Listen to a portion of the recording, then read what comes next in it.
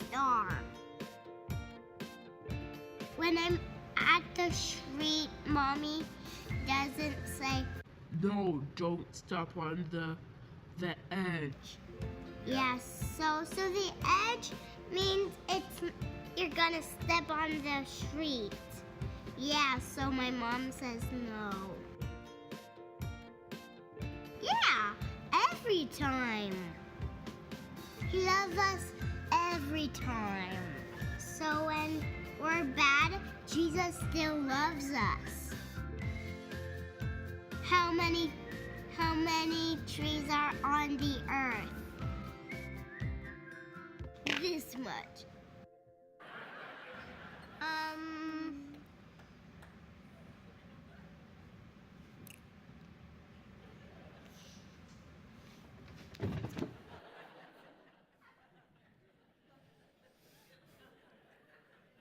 I don't care who you are, when you see a video like that, it melts your heart, right? Kids are the best. Hey, one stat that Pastor Eric, our Hope Center and East County campus pastor, didn't mention is to date, we've served over 40,000 meals to that community, which is just incredible. So again, thank you guys so much. Hey, today we are in part 3 of our series called One Another.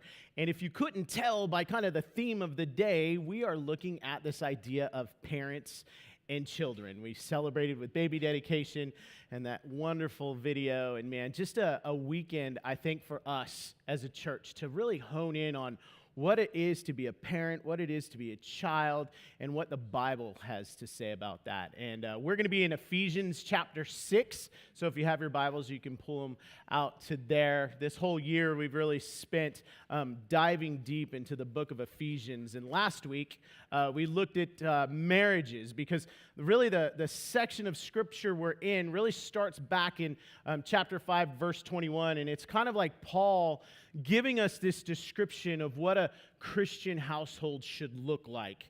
And Paul talked about it with with marriage, and he's talking about it with parents and children. And it's this idea, this theme that we've been chasing this entire series on, this idea of mutual submission, the healthiness, the thriving relationships that happen because of this sense of mutual submission. But this morning, I want to start off with a story. And this story is about a baby. It's a baby boy. And the date was May 27th, 1975. And it was in Pomona, California, which is just a couple hours north of here. It's about 45 minutes outside of Los Angeles. And this baby boy was brought into the world that morning. And where there should have been joy and excitement and a mom and a dad, that baby came into a broken, harsh reality way too quick. See, the dad, the father, the birth father of that child, as soon as he found out that the mom was pregnant, he was like, I got nothing to do with that, and left. And the mom had lived a hard life. In fact, she was a heroin addict, and the baby was born 3 months early because of no prenatal care. The baby was born with underdeveloped lungs. The baby was born with jaundice. It was addicted to heroin, and for the first 3 months of that child's life, it had to live in an incubator. And the mom, so fearful because she already had one child that she was kind of estranged from, and another one, and she was addicted to heroin, and there was talk in the hospital of like, what are we going to do with this woman and her child, that this woman was so afraid that she couldn't give a name for the birth certificate because the father wasn't there, the father wasn't present, and she wasn't really sure if that was the dad in the first place. She gave her ex-husband's name on the birth certificate. Now, she'd been on the run from this ex-husband for about a year and a half. She had ran from Peoria, Illinois, back home to Pomona because this man was so unbelievably abusive. And in a moment of pure fear and not knowing what to do, she puts this man's name on the birth certificate. Now, when you look at this situation, you hear this story, you're like, that baby doesn't have a chance. Like, the reality that that kid is facing right off the bat is one that, man, I don't know if that kid ever has the ability to escape that because of the environment that he's going to be raised in. Now, there's something about that baby that I want you to know this morning, and that baby boy was me. That's my story. That's how I entered the world. And for the first year of my life, my mom was addicted to heroin and used and fixed the entire time I was in my first year. And in the process, she got her little brother, my Uncle Steve, addicted to heroin too. And about a year into the deal, something happened. It was that my mom and my uncle were fixing heroin one night, and my uncle OD'd. And was laying there. My mom describes this moment of my uncle just laying there, just kind of flailing, and she didn't know what to do. And the paramedics showed up, and they were able to revive him, and he was able to recover and get back on his feet. And they made a decision at that point. They were like, "This is it. We can't do this no more." See, they had OD'd before. Both of them had, but this one was different because there was a baby boy in the picture, me. And so within the next week, both of them decided to check themselves into a recovery program. They got into a rehab program. And it was a program where my mom absolutely took it serious. She says, "You know what? I really screwed up in the beginning parts of my life, and I have a child that I need to make amends to and figure out how I'm going to right that situation. But right now, I have a baby, and I have to take care of him." And she got her life straight, and she got sober. Now, my uncle, on the other hand, never really got it together. In fact, he lived his entire life battling with drug addiction and alcoholism and all kinds of other brokenness. But there was a man that was my uncle's, he was his drug counselor, and this guy's name was Gordon. And Gordon was really attracted to my mom, Jessie. In fact, my uncle tells this story about this guy, Gordon, that every time they would meet, he would only ask questions about this lady, Jessie. Maybe that's why it didn't work for him. I don't know. No, I'm just kidding. But they would go through their sessions, and at the end, this guy, Gordon, would ask her, "Hey, so what's up with your sister? And, what's her situation?" And I remember my uncle told me, he's like, "Yeah, man, you don't really want to get into that situation right now. It's kind of messy." And I remember him telling me that this guy was like, "No, I want to meet her." And finally, my uncle was getting ready to say, "I'm not going to do this anymore." And he finally introduced this guy, Gordon, to my mom, Jessie. And at first, my mom tells this story about this man, Gordon, that she's like, "I didn't want anything to do with him because he reminded me too much of the guys that I ran with. He had long hair, he had a big beard, he was a biker, he had this big Harley, but there was something different. He was sober, he was clean, he had a job, he had a home, he had a future." And finally, my mom agreed to go on this date with this guy, Gordon. And so it was a motorcycle run from Pomona to Pismo Beach. And my mom tells me this story. She's strapped on the back of this old school Harley. It's a hardtail Harley, so there's no suspension on the back of this bike. And my mom's in like this little jacket. She's got no gloves. She's got no beanie. And all the way up to Pismo Beach, it's raining. It's windy. And my mom describes it. This was the dumbest thing I knew I should have stayed away from this guy. And so she says it was like day 2 of the trip, longest date ever, and she's sitting on the curb, and she describes this moment. She goes, "My face felt like leather, and my lips were so chapped that they were like bleeding, and it was horrible. I just wanted to go home." And she says she was crying to this lady, and this guy, Gordon, comes up to her and offers her his chapstick, because he hears that she's having this issue. And all the ladies in the room, "I don't want chapstick. I want to ride home because this is awful." But my mom says it was in that moment that she knew this man was different. Because every moment in her life, every relationship that she'd ever had with a man, she'd only been treated like an object. This was the first time, and I know it's something so simple as a thing of chapstick, but it absolutely changed my mom's view. In fact, she said that was the moment I knew I wanted to marry this man. And shortly after that, I think it was like 6 months, my mom said she married Gordon, and Gordon was the man that raised me. See, my birth father may have taken off, but I had a dad in that moment. And my mom says, "The reason that I fell in love with your dad is because he never treated you and I as an obligation. He treated us as an opportunity. See, he never saw you and I as an obligation, something that he felt like he had to take care of. No, he saw it as an opportunity. In fact, my mom tells me that my dad, Gordon, said, I've had 2 failed marriages. I have 2 estranged children. But I see you and your son, I see this as an opportunity. I see this as an opportunity for both of us because we've lived a hard life. But there's redemption, and there's a chance for me to be the father, to be the husband, to be the man that I know I can be.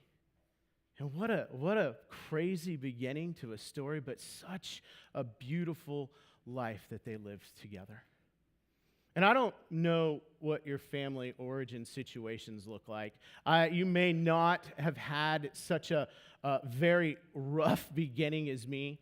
But I will say, when it comes to our family relationships, this statement right here is true. That our family life absolutely improves. Not only improves, it's healthy, it can grow, it can thrive, because when us as kids, and every single one of us in the room are a son and a daughter, and for some of us in the room, we're parents. When we see our relationships not as obligations, but opportunities, we have a chance for our family to thrive and to be healthy.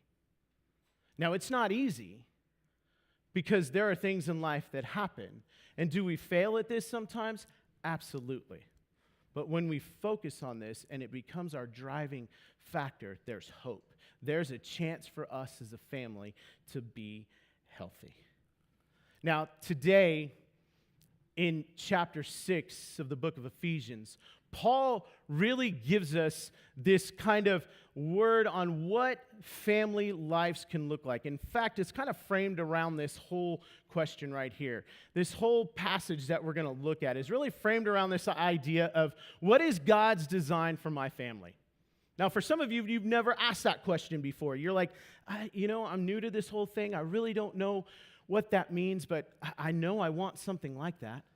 Or for some of you, that's exactly been your theme for your family the entire time, and you've seen the fruit from that. But what Paul gives us here for all of us is really a word to really guide us in this direction. Now, I want to say 2 things before we get started. The first one is this. If you're single, you can't check out, because you're a son and a daughter, and Paul talks to kids in this passage as well. And some of you are going to be parents, and it's something that I think, not just as we look at this passage, we'll see that this doesn't just deal with our relationships as mom and dads and sons and daughters. It deals in all areas of our lives. This is really a good lesson on what healthy, growing, thriving relationships could look like. And the second thing is this. We're going to be talking about parenting and kids, and I am by no means an expert on parenting. I'm not standing up here and thinking, I've got all the lessons figured out, and I'm going to tell you guys how to do this. Nope. I'll tell you this, when it comes to my parenting skills, the only reason I've learned to do the things I've done by doing the things I'm not supposed to do. I've learned the hard lessons in life. But one thing I'll take and I'll hold tight is every time I've taken 1 or 2 or 3 with me. I have 3 boys. We have 3 boys, 2 male dogs, because God looked down on our home and saw there was enough women and said, I'll bless you with the men's ministry. Every time I've taken 1, 2, or 3 of those kids with me, I've always checked them back in. I've never lost one. So, 12 years, I'm doing strong. So, Ephesians chapter 6, verse 1, Paul says this. He says, children, obey your parents in the Lord, for this is right. He says, honor your father and mother, which is the first commandment with a promise. And he gives the promise here in verse 3. He says, so that it may go well with you and that you may enjoy a long life on earth. And this last verse right here, verse 4, he says, fathers, don't exasperate your children. Instead, bring them up in the training and in the instructions of the Lord. Right off the bat, Paul's talking this idea of obedience. And I think all of us can agree with this first point right here, is that learning obedience sets us up for success. Learning obedience, not just as children, but in all of our relationships, we learn this idea of obedience. It sets us up for success for the rest of our lives. Now, parents in the room, you like where I'm going, don't you? Right off the bat, you're like, children, obey, learning obedience. Tee up real quick. Let me get my kids. I'm going to bring them back here because they need to listen to this because I'm struggling with this, and I'm glad you're finally talking about it. Let's boogie.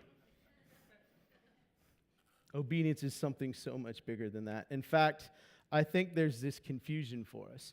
We confuse this idea of obedience with compliance.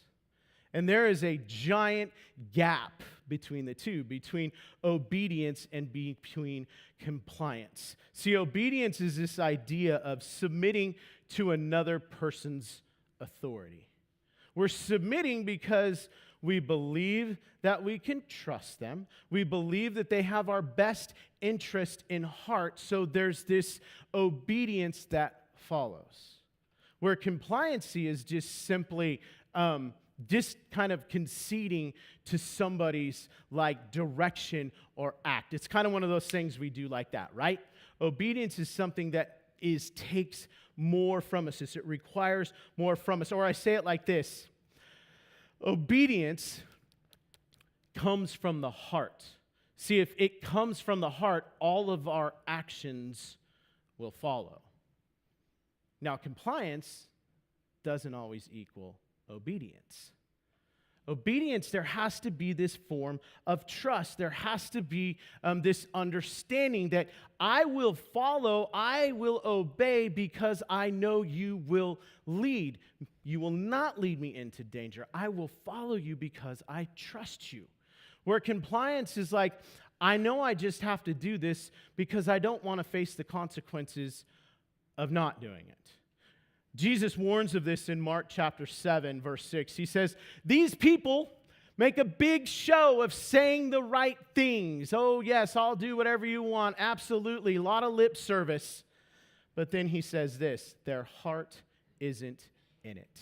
And I don't think there's a better definition, scriptural definition of compliance than that verse right there. A lot of big talk, a lot of lip service, but I don't really care for you, and I'm just going to do it because I don't want to face the consequences of not doing it. Now, Paul, in verse 2, begins to give us this idea, a definition of what obedience is. He says, honor your father and mother. See, compliance doesn't necessarily mean honor, but obedience does. Obedience is driving us to this sense of honor. And notice what it doesn't say here, though. Paul doesn't say, honor your father and mother when they deserve it. Paul doesn't say, honor your mother and father when you like them. That's tough, right? Because you're like, honor my mother and father. You don't know my relationship with my mother and father. You don't know the stuff that's happened in my life. And I'll say, you know what? This past week, as I was preparing this message, I couldn't help but think about my birth father. And I thought of this idea of like honoring my birth father.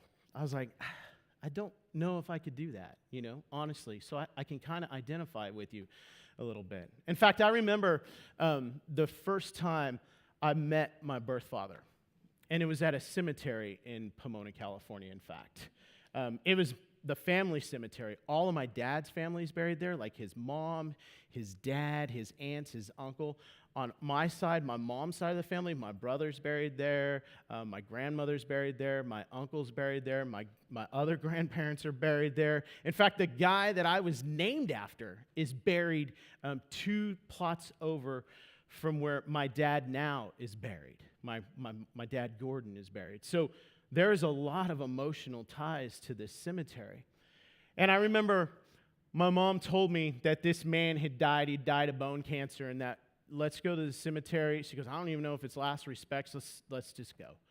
And so I was 9 years old and hearing this information for the first time and not really comprehending a whole lot of what it meant, but I went. So I remember we drove down to the cemetery, and we had to go to the cemetery office to find out where the grave was because we didn't know where it was. And we got this number and we got this location. And I remember that day, it was kind of foreboding. There was like dark clouds. There was rain. It was kind of windy. It was cold. Kind of very symbolic to the moment now that I think about it. But anyways, we drive around this cemetery and we go and see, my grandma and my uncle were in there at that time. And then we drive past my dad Gordon's family. And then we finally get to this area of the cemetery. And it's an area that is the destitute area. It's where LA County buries that die in custody of the county. There's this area of cemetery where there was no next of kin, there was nobody that really cared about them, and they bury the bodies in this area. And all there are these little gray markers that just have a number on the top of them. I remember we walked up and we finally found that number. And my mom and I were just standing there. And I was 9.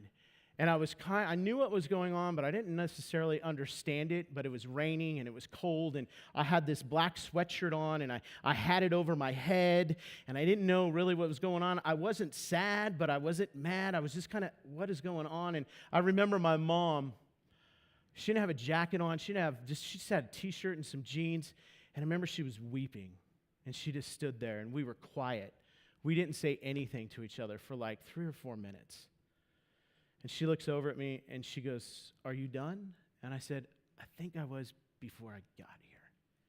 And we got in the car and we're really quiet. And, we never really talked about that moment for the rest of our lives. Like, I think that was kind of where it was done. And I remember that little gray cement round circle that marked his grave. And as I got a little bit older, I thought about that. And I thought, you know what? That's so symbolic, because it was about this much influence that man had in my life. What I did realize, though, when I got in the car that morning, is that may have been my birth father, but I had a dad that cared about me, a dad that didn't see me as an obligation. He saw me as his own son. I had a dad that taught me honor, what it looked like for him to honor us, for him to honor people in his life. And he set me up with this idea of truly understanding what honor looked like. And this statement right here, this idea of honoring my parents, positions me to be blessed in the future. Now, this isn't let me explain this. This isn't some like, oh, if you do this, you're going to be so rewarded because of your parents. No, there's a lesson here. Because in our life, if we learn it at a young age and it's modeled in a way that is healthy, we'll take that with us throughout our entire life. And because of learning that, we're able to show honor, not just to parents, but to other people in our life, the people that lead us, the people that have influence in our life. Because we learned it, because it was modeled to us, and because we were living it out, it now has such a great impact in our entire life, and we do get the blessings of it. It's like Paul says in verse 2, he says, "Honor your father and mother, which is the first commandment with a promise." And in verse 3, he gives us this promise. He says, "So that it may go well with you and that you may enjoy a long life on earth." Parents, that's like, I'm going to ground that into you. You don't honor me? You guys are screwed. No, that's not what it says. What Paul is doing here, really, yes, he's giving us a promise, but also he's giving us like a lifelong view. He's really, as parents, he's giving us this challenge with our kids, a lifelong challenge with our kids, because we want them to honor us, and it's not just when they're children, but it's throughout their entire life as well. There is a promise, but there's also a challenge for us, that this idea that they may go well and that you may enjoy a long life on earth. There is this long-term view of what honor looks like. But sometimes this idea of honor, obedience, I just want compliancy, to tell you the truth. I just want that kid to mind. I just want that kid to clean their room. And I'll tell you one thing, I'm tired of that kid running into the street, because he just needs to stop it. When I say, hey, they need to snap, and they need to get there right now. I don't care about obedience. I don't care about this heart thing. They just need to know in their mind that when I speak, they need to come here right now. And man, I'm guilty of that. But what Paul's talking about here with this idea of honor and obedience, it's as parents that we need to take this challenge on and not just view our children as kind of like people, little things, little robots to command, but whole people to care for. We have to take in consideration of the whole child, because they're not just little things that we get to tell to do things. No, they're whole people. They have their own mind. They have their own thoughts. They have their own hearts. They have their own wishes. They are a whole person. They're this small, and they're forming those things at that age. And as a parent, that's a giant responsibility, because we're teaching them things like obedience. We're teaching those things like honor. But in a lot of situations, we don't necessarily, and I'll admit it, I'm the first one to admit, maybe I'm the only one in the room, that a lot of times I don't take that into consideration because I just want them to do what I want them to do in the very moment I'm telling them to do the things. But that's not obedience, because obedience is from the heart. Compliancy is in the moment. See, obedience as parents, as we're teaching obedience to our children, it gives us an opportunity. It gives us an opportunity to guide and correct. It gives us an opportunity to encourage our children all their life. And if we look at the world that we live in today, let's be honest, our kids need a whole lot more encouragement than we ever did. There are so many different, we all faced our own junk growing up, but I look at the things that our kids are being faced with through social media, through everything that's coming out their ways, and there's so many things of criticism and telling them they're not good enough, that our kids need encouragement.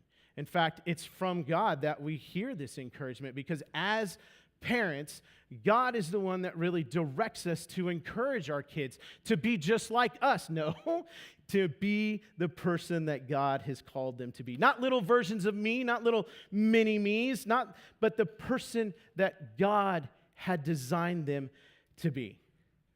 And sometimes that's tough because we have expectations on our kids, right? I want them to be this. I want them to be that. Don't be this. Be that. Be here. Don't be there. Go to this school. Marry that girl. Get this job. But is that us trying to design them in the person that we want them to be? Or are we connected to God and really listening into who He wants us to guide them and encourage them to be, because God designed them that way? And dads, hold on real tight. I want to talk to you real quick. In fact, Paul talks to you in this verse right here. He says this in verse 4. He says, "Fathers, don't exasperate your children." Exasperate's not a word we necessarily use nowadays, right? I don't say, man, that person really exasperated me yesterday. No, what Paul's saying here, he's like, dads, don't provoke, don't poke, don't drive your kids crazy, don't drive them to anger. And here, I'll be the first one, Dad. I love messing with my kids sometimes. I'll be honest with you. In fact, I've kind of made it an art form, and I kind of consider myself the Picasso of messing with my kids. Couple things I absolutely love to do. We are a Nerf gun family. I've got all boys, like I said, and man, I will hide behind a door, and I'll wait for them, and I will light those kids up. Show them who's boss. Like, they'll always come after me, and I'll just pop around a corner, and they're like, Dad, what are you doing? Oh, come on, that's not fair. But one of my greatest, most beautiful pieces of artwork was one day my oldest son, Cash, who's in the booth right now, and he hates this story, but I asked him, no, I didn't ask him, I just told him I was going to tell it. I was hiding in the shower curtain closed, and he was coming up to use the bathroom. And I heard him lift up that seat and get ready to go, and I went, "Choosh!" And he went, "What?" And he jumped around, and I heard my wife from the kitchen, because I think I provoked her a little bit more than I did my son. She's like, "Listen, you three jokers already are aimed. It's like you have issues with aim. Are you going to clean this bathroom, or am I?" Look at what Paul says here in Colossians, though. Paul says this, and this is so good, I think even a further definition of this idea of not provoking our children. Paul says it like this. He says, fathers, don't embitter your children, or they will become discouraged. He says, don't steer them to anger so they become disheartened. And dads, this is a big one for us. We do it with sports leagues, right? Like, we want our kids to be active in sports, and then we drive them to be like the next, like, Mike Trout, or like the next like Peyton Manning, and we're like, you're not good enough, you're not doing this good enough, your grades stink, you're not this, you're not that, and we're constantly raising these bars of expectations and not telling them anything about it, so these expectations become realistic, and it drives them crazy. And the word, the Greek word for discouraged here is this word thumos, which means an outburst of passion and wrath. And this isn't necessarily a vengeful outburst of passion and wrath. It's a hurtful outburst of passion and wrath. Because think about it. When we're pushing that kid and we're pushing them and we're pushing them and pushing them, and finally they break and they yell at us, it's not out of vengeance. It's out of complete destruction and hurt because we drove them to a point that they became disheartened. I think there's a ton of ways we can frustrate our kids. I'll tell you, I frustrate them all the time. You can go talk to him right now. He'll tell you. Some of the things we do, parents, though, is we ask our children, and I don't know anybody that's not guilty of this. If you're not, please talk to me afterwards because sometimes I stink at this. Ask your children to do as we say, not as we do. This is tough because it's like one of those convicting moments. You're like, yeah, I may have been speeding and had you looking out for cops on the on-ramp so that I could get away from them, but don't do that when you're older. Drive the speed limit, right? The other one is being a friend instead of a parent, looking to be like the BFF, right? The best friend of our kids. That's not necessarily the most healthiest thing because it causes this insecurity with our kids. Because one day we're their best friend, the next moment we're their parent. Now the same situation that we were their best friend for yesterday, we're hammering them as their parent today. It doesn't set our kids up for success. This idea of being inconsistent with our expectations, this is another one of like letting them get away with, I call this one the lazy parent syndrome. Like, you let your kids play video game Fortnite for like way too many hours the day before, and then you get frustrated at night because you feel like a bad parent. That's me, maybe. And then the next day they go to play it all day, and you're like, you're not playing this. You're going outside all day and like hugging trees and like rolling in dirt because you need to be a person that's like in touch with nature. And my kids are like, Dad, what happened yesterday? You were like totally cool with it, but today you're not. And we do that with so many different areas. Or this idea of overly harsh with our discipline. My parents, love them, but man, they were hard.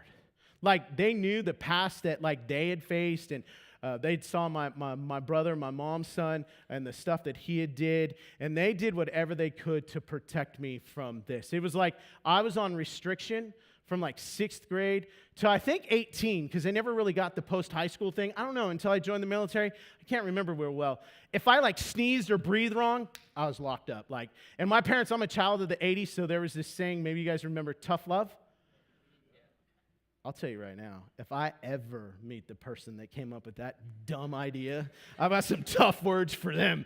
It was like my parents would take the door off the hinge or posters off the wall or the bed frame, and I was like, I don't even know what I did. They're like, shut up and get in your room right now. But man, there are so many different ways we do that. And this last one here, expecting them to behave in a way they aren't capable of developmentally. Why don't you just grow up and act your age? Dad, I'm 9. And we laugh, but it's true, right? Here's the bottom line with this. What we model matters. What we model matters because it's what they'll repeat. When they become parents, when they become leaders, when they become whatever, the way that we led them, the way that we disciplined them, the way that we guided and corrected them will be the exact same behaviors they repeat. And it's hard, right, parents? You're like, man, I've really screwed this one up. Look at this verse, though. Paul says this at the end of verse 4. He says, God's kindness is intended to lead you to repentance. When I think of how I apply this verse in my life, it's when I am kind to my kids in those times that I screw up that we can get forgiveness together. It's in those times that I model kindness to them, even though they beyond don't deserve it. They probably need to be locked up in their room for a couple years for what they did yesterday. But if I'm overly harsh, they'll run.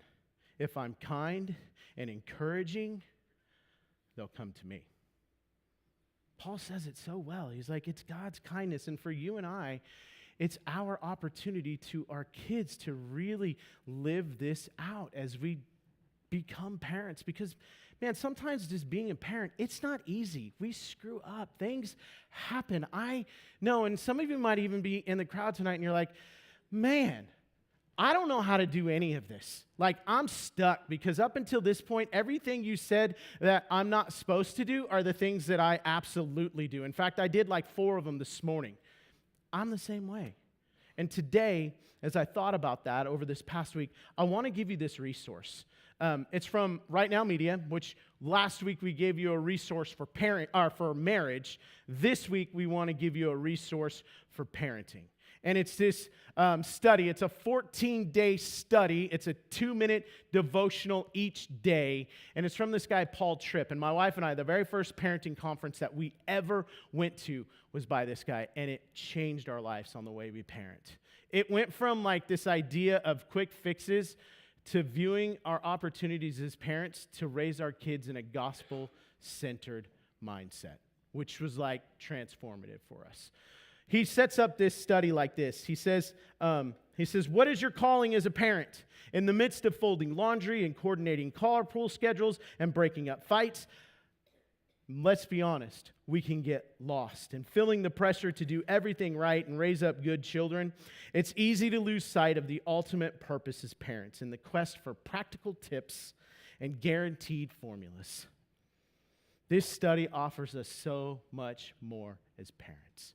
Take a picture of that or just head out to the blue tent after service and we can get you all the information out there. If you don't have a Right Now Media account, we can get your email address and send an invite to you. In fact, Right Now Media is a gift from us to you as free. And it's like the Netflix of Bible studies. It's an amazing gift. And if you don't have it, you didn't receive an invitation, head out there to the booth. It has so many more resources that are absolutely amazing. And we want to be able to give you today an opportunity and some ways to learn how to raise up our children. In fact, here it is. We're not just called as parents to raise boys and girls. We're called to raise men and women. And wait, I would set the bar even a little bit higher for those of us that call ourselves Christ followers. We're called to raise godly men and women in a world that is absolutely not looking for that at all. There is a minority of us, and I said a couple weeks ago, we live in a city where 94% of the people don't give a rip about church. There's only 6% of us in all of San Diego County that actually go to church. So this idea of raising up godly men and women, man, that's a foreign concept. But you're not alone. You have a church body that is absolutely passionate about coming alongside each other. It's why we do baby dedications the way we do. Because Paul challenges us. He says, bring them up, our children, in the training and instruction of the Lord. What was the verse before this? He said, don't provoke your children to anger. He says, instead, and anger could be those unrealistic expectations. He says, bring them up in the training and instruction of the Lord. But it's hard because there's all kinds of distractors. We just want quick fixes sometimes. We just want compliance. But we're called to so much more than that. I love in Proverbs this, and it's kind of like the recipe of like how to raise godly children. It says, start children off in the way they should go, and even when they're old, they will not turn from it. This sounds phenomenal, right? But it's not always true. Because you could have been the most godly parents in the entire world, and your kids at age 18 decided to run their life into a ditch. Or you could have looked at the family next door to you, and they could have been the most absent parent. It was like a hot volcano mess next door to you, but those kids turned out to be the most amazing, like just phenomenal kids in the entire world. It doesn't say who you are as a parent. It says start. start. Because this verse isn't Promises 22:6, it's Proverbs 22:6. And Proverbs is a word of wisdom. And that's exactly what this verse is to us as parents, as people, is to start. You're like, I don't know where to go. I don't know what to do. Start today. As we close, I want to just throw a couple questions up on the board. And in fact, as we close today, we're going to have the opportunity to take communion together. Because I think as people, we need to take communion, especially this is a hard one. And we need God's strength. And we need to be washed clean of some of the things that we've fallen short as kids and parents. And speaking to parents, this week, as you think about this whole message, and you think about your kids, and you think about where you're at, what can you do to start not just obeying or commanding, but actually discipling and developing, encouraging, coming alongside? That's a good one. Because I don't know about you, sometimes I don't think about that. I don't. Discipling, developing, you know what that is? That's treating our child as a whole child, their own mind, their own thoughts, their own hearts, their own acts, their own decisions. Kids, you see that person right there? Do you know who she is? I have an exciting announcement this morning, parents. That lady right there, her name is Sarah Patrick, and she's our new family pastor. Parents, we are so absolutely passionate about kids that when Evie, our kids director that all of us known and loved, when she departed, which was a big loss for us as a church, man, we miss Evie so much, but she's doing well. We knew that it wasn't just a kids director we needed a family pastor. So we sought after Sarah. Sarah's phenomenal. She's getting her master's degree from Fuller Seminary in youth and family culture. It's her passion. It's what she does. It's who she is. And she's going to come alongside each of us as parents with our families to give us those abilities, those tools, those resources. And man, I'm so excited. She starts the weekend of November 1st. Get to know her. She's phenomenal. Last challenge right here. Kids, what can you do, whatever your age, all of us were sons and daughters, to begin to honor your parents? That's a tough one because some of us have situations where like the best honor that I can do to my parents is set some titanium boundaries. And that might be it. Like seriously. Like you may laugh, but that is it right there. Because there might be some crazy that we're involved in and we just need to pull ourselves out of it. And for some of us, we may have taken advantage of our parents. And now it's time to step back and begin to honor them. And for all of us in the room, when we think of these things as parents and kids and all these ideas that we talked about, there can be a sense of failure or guilt or shame because we haven't lived up to what this passage or these verses said today. But what did Paul say in Romans 2:4? It's his kindness that leads to repentance. Guess what? God knew we were going to screw up. It's why he provides his forgiveness and his grace. And it's available at any time. But it requires something from us. It requires us to actually admit that we've done wrong to receive his grace.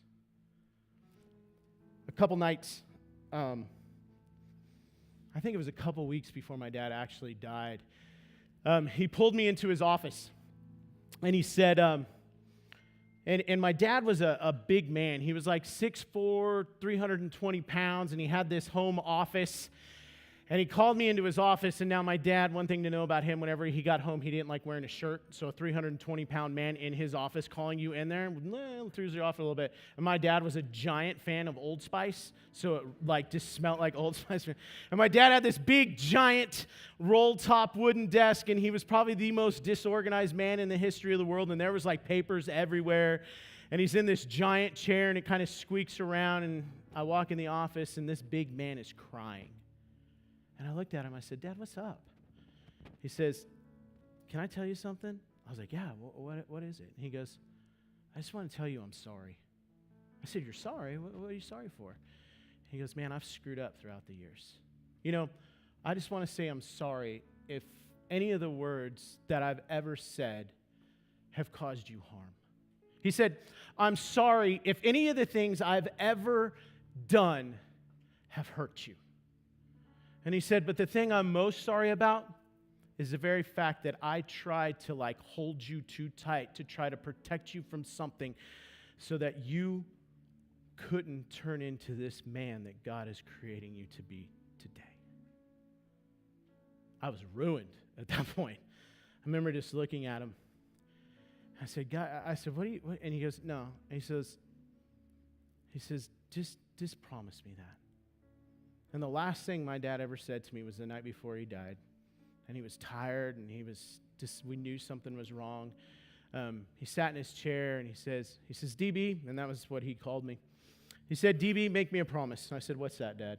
He says, do your best, all you can do, to be a better man to your family than I ever was. And I was like, whoa.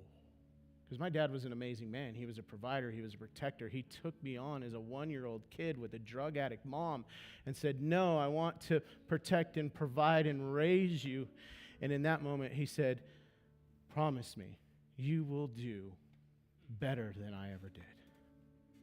And today I stand here, and yeah, I've screwed it up, but every single day of my life, I chase after that challenge. And I think as parents, that's our challenge. Teach our kids to be better than we ever were. Honor your parents by striving to provide a better life for your kids than you could ever imagine. Let's pray.